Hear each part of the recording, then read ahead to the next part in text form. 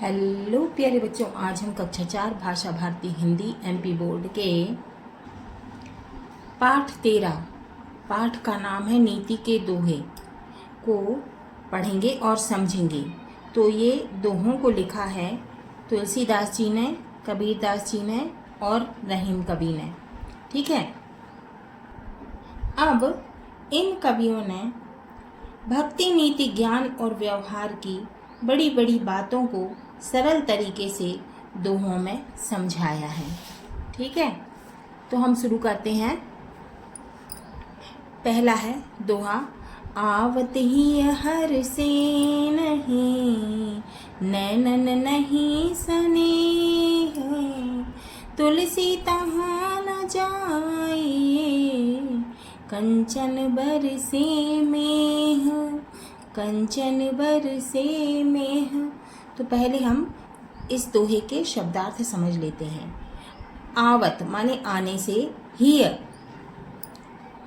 माने हृदय मन, हर्षे माने प्रसन्न, नैनन माने आँख, स्नेह माने स्नेह और प्रेम, तहाँ माने वहाँ, कंचन का मतलब होता है सोना, बरसे का मतलब होता है बरसना, मेह का मतलब होता है बादल।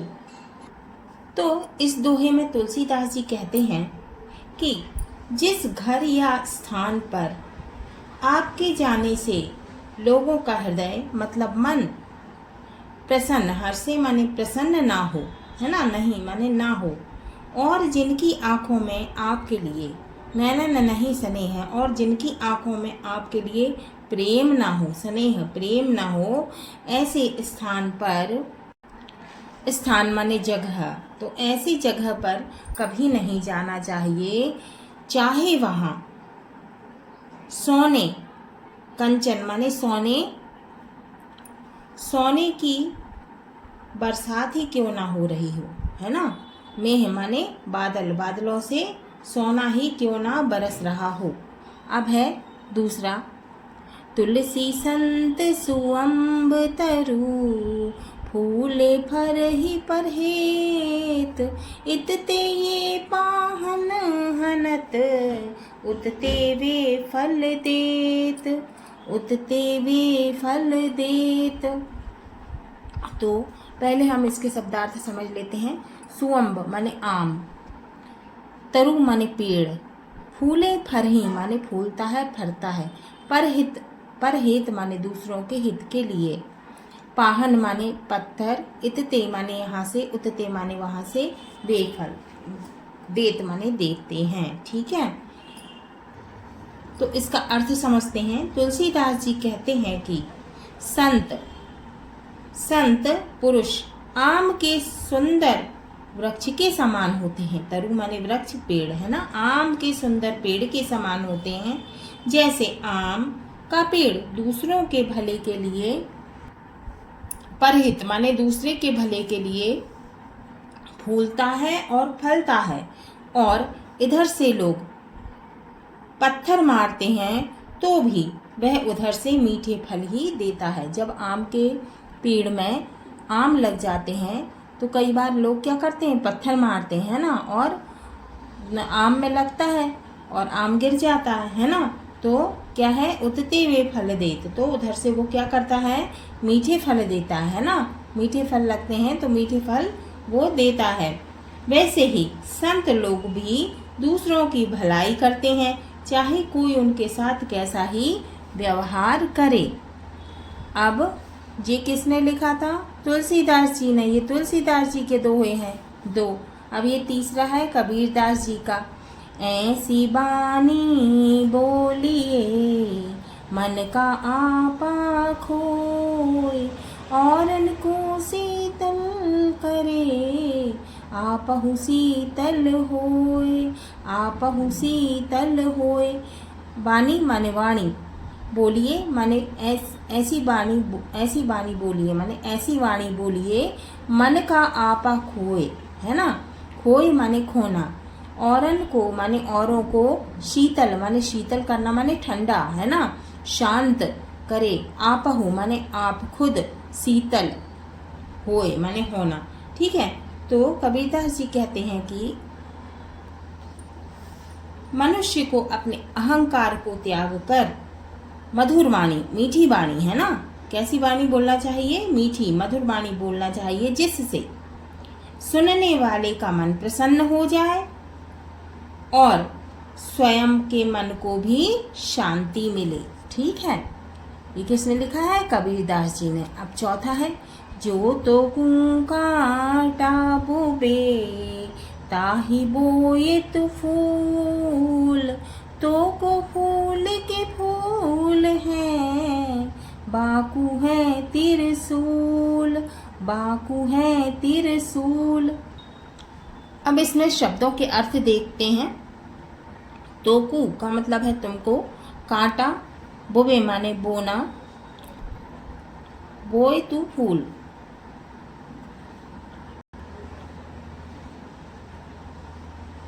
तोकू माने तुमको, ता बोए माने बोना, तोकू फूल के फूल है, बाकू है, बाकू माने उसको है त्रिशूल, त्रिशूल माने त्रिशूल।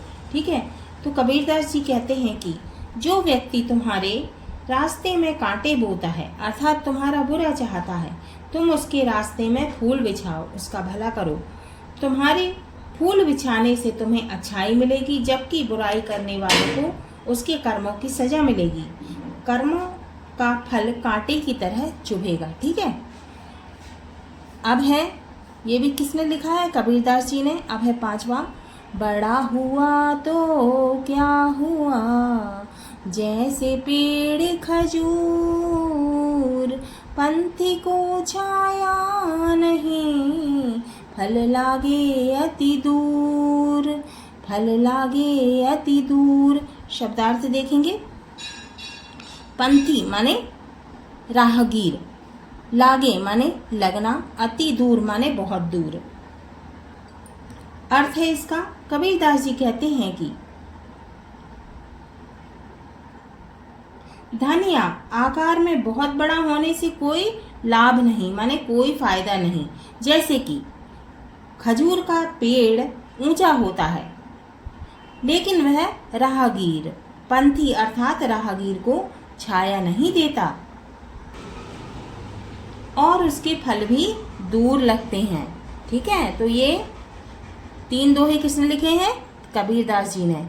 अब ये हमारा 6वां दोहा है, रही मन देख बड़ेन को, लघु न दीजिए डारी, जहाँ काम आवे सुई, कहाँ करे तलवारी, कहाँ करे तलवारी। अब हम इसके शब्दार्थ देखेंगे। बड़ेन माने बड़े को, लघु माने छोटे। तो अर्थ है इसका, रहीम कवि कहते हैं कि बड़ी या प्रभावशाली वस्तुओं या लोगों को देखकर छोटी या साधारण वस्तु की उपेक्षा नहीं करना चाहिए। माने लघु न दीजिए डारी, माने अनदेखा नहीं करना चाहिए, क्योंकि जिस काम के लिए सुई की आवश्यकता होती है वहाँ बड़ी तलवार किसी काम नहीं आ सकती। हर वस्तु और व्यक्ति का अपना महत्व है, माने मोल है। अब ये यहाँ पे तुलसीदास जी, कबीरदास जी और रहीम कवि के बारे में दिया है। तुलसीदास, कबीरदास और रहीम भक्ति काल के महान कवि हैं। किस काल के? भक्ति काल के महान कवि हैं। इन्होंने भक्ति नीति, ज्ञान और व्यवहार की बड़ी बड़ी बातों को सरल उदाहरणों के माध्यम से दोहों में समझाया है। ठीक है, अब हम शब्दार्थ देखेंगे।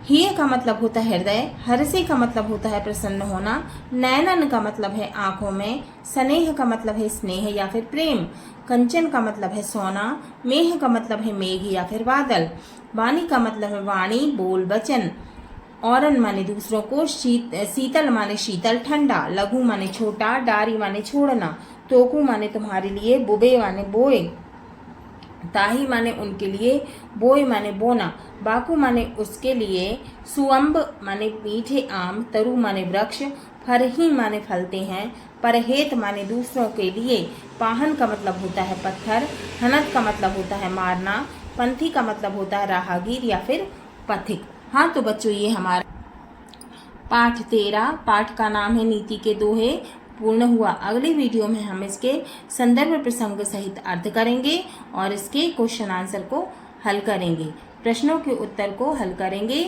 सॉल्व करेंगे।